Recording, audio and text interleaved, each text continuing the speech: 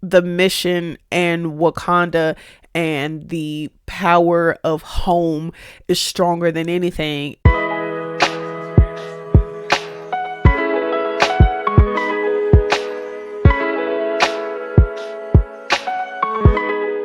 Hello friends, and welcome back to another episode of Beautifully Nerding. I'm your host, Auntie Bri, and this week we are getting back into our animation bag. Okay, we're getting back to our cartoons. We're getting back to my roots, the thing that I grew up loving the most. I've always liked anything animated. I will watch kid shows. I will watch dark comedies. Like, if it's animated, I will watch it because animation is just so much more expressive and you can tell a story so much more broadly while also giving a bit of intricacy that you can't necessarily do with live action. But my favorite part of animation is always storytelling, because I feel like sometimes when you choose the medium of animation, it's because you want to tell a story that you can't necessarily tell through live action. And the animated series that I want to talk about today is Marvel's Eyes of Wakanda. Now, this is executive produced by Ryan Coogler. We all know at this point that Ryan is going to give us an amazing story that we can sink our teeth in.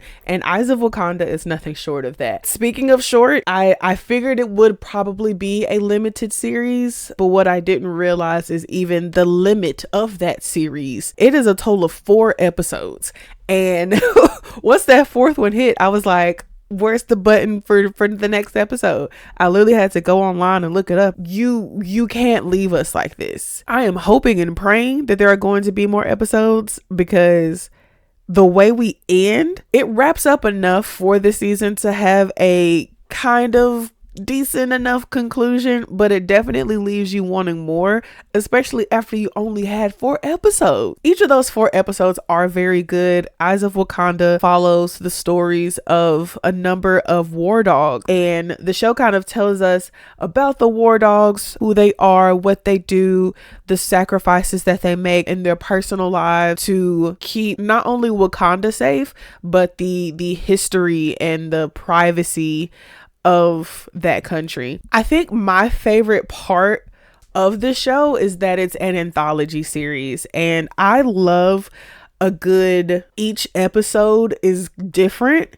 and it brings us back together at the end. Like in Marvel Zombies, like each of the episodes follows a completely different character, and then they all come together for a number of episodes to kind of fight an overarching big bad. And while that's not exactly the MO in Eyes of Wakanda, we do see in each episode that we are following a different war dog or a pair of war dogs on their journey to essentially get back an artifact, but there's a little bit more that goes on. And in the final episode, we get kind of some culmination, bringing in Black Panther 1, kind of bringing everything together that we've learned about the war dogs. And you can tell that Marvel is definitely trying to stay on that sacred timeline path. Everything has to fall into place and everything has to have this extreme specificity, or everything is going to be completely different. And I really appreciate the through line. I appreciate the continuity that we are trying to create.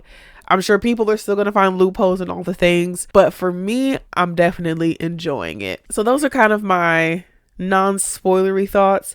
I don't want to get too spoiler because, again, it's only 4 episodes and I really feel like you can knock that out in a day, like in an evening. Just go ahead and watch them. But the first episode, we follow a woman named Noni. She is no longer a member of the Dora Milaje. She is tasked with going undercover to get back an artifact from someone who essentially defected from Wakanda and being a war dog and has essentially started a cult. It kind of gives vibes of like Agent Carter. I really appreciated that because I peeped it very early on. In that same Agent Carter vein, she actually in the next episode is the director of the War Dogs. We kind of get to explore in this episode the challenge of Wakanda being such a closed off nation versus like learning more about the world, because while director Noni was on her first mission before she even fully became a war dog, she already had her eyes kind of open and was challenged to the idea of maybe this isolationist mindset that we have in Wakanda isn't always the best, but that is what everyone knows and what everyone is used to. It's not gonna just change overnight. And so in episode 2, we jump forward in time a little little bit, and we have a war dog who is undercover with, I forgot the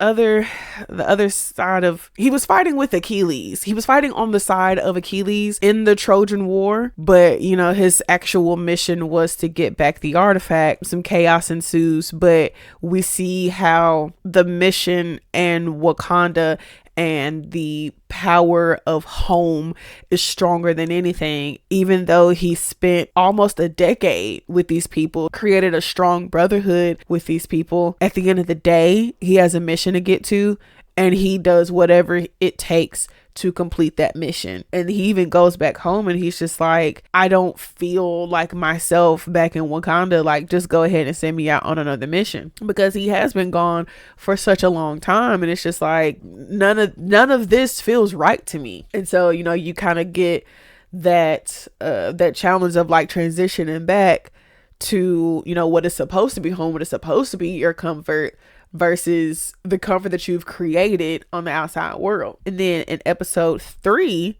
we get a guest appearance from Iron Fist, but it's not Danny Rand Iron Fist. I actually don't remember what her name was in the show. And like, I'm looking it up on IMDb, and they don't actually have her name, like the character's name in there. It literally just says Iron Fist. And I'm just like, y'all dirty for that. That's crazy.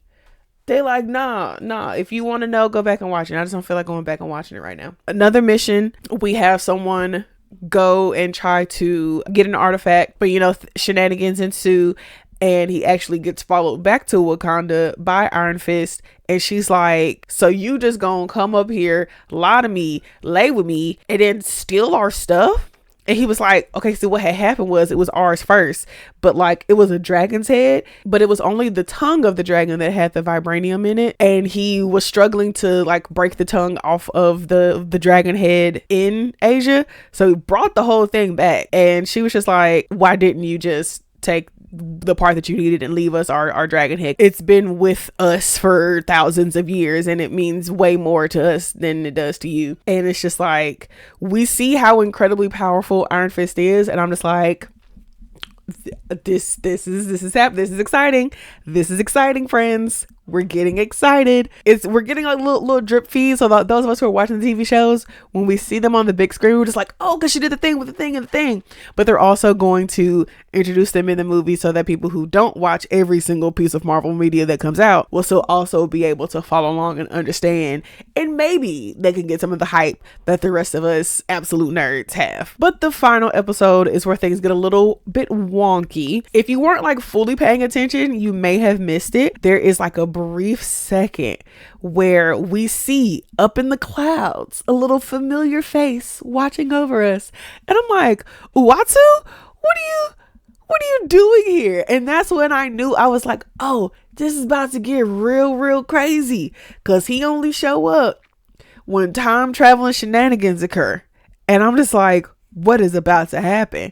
Because we hadn't jumped far enough in the future for us to even have the proper technology for all this. Like, granted, you know, Wakanda is always leagues ahead of whatever technology is happening in the time period, but we weren't at time travel yet. We have a mission where the third son of the king of Wakanda is in training to become a war dog, and he goes on a mission with another more elder war dog. The axe is like in the middle of like a war zone, so they have to like maneuver through all of that and like sneak in and get the axe from its hiding place. And when they showed the axe, I was like, that looks familiar. But Claw was the one who like got the axe and like shook the extra stuff off, so like the pure vibranium actual blade part was visible. And I was like, okay, so what's about to happen? Because this is the same axe that we saw in 2018 in Black Panther. So what's happening? They take the axe and like they're headed back to Wakanda. As they're about to pass through like the force field, we just see this presence, and they start to like fighting and throwing hands and all that good stuff. And come to find out, in the future, the Queen of Wakanda has come back in time because moving that axe from where it was has disrupted the timeline, and it's never in the museum. That helps Killmonger be able to be like, yeah, I'm finna go and fight my cousin for the throne, and even though I'ma lose, my cousin is still going to open up Wakanda to the rest of the world. So since the opening to the world did not happen, Wakanda became such a bubble amongst itself that when this like big old like war broke out, Wakanda did not help the rest of the world. And by the time they were, war was knocking on their front door, there's nothing that they could do to defend themselves. So she goes back in time and says like, hey, you have got to put that axe back. And so they're like, how do you know? Like, what is this? Who are you? How are you here? They're a little skeptical, but they do go and put the axe back. We don't fully know if the timeline gets restored, the sacredness and all the things. We don't really know yet. We have to trust that the descendants are going to do what they need to do to keep the planet going. And that's how the series ends. And you're just like, I'm sorry, I have 50 million questions. And it's like, no one cares about your questions because the show is done. Bye, have a good time. Go see the next movie that comes out. And it's just like, wait, what? So it's a great show. I had a lot of fun. I'm honestly probably gonna watch it again. If you all have watched it, please let me know what you all think about it in the comments down below. If you all have any recommendations for things that I should watch as well, please let me know that as well. Don't forget to like and subscribe, share with all your friends, and I will catch y'all next time. Bye.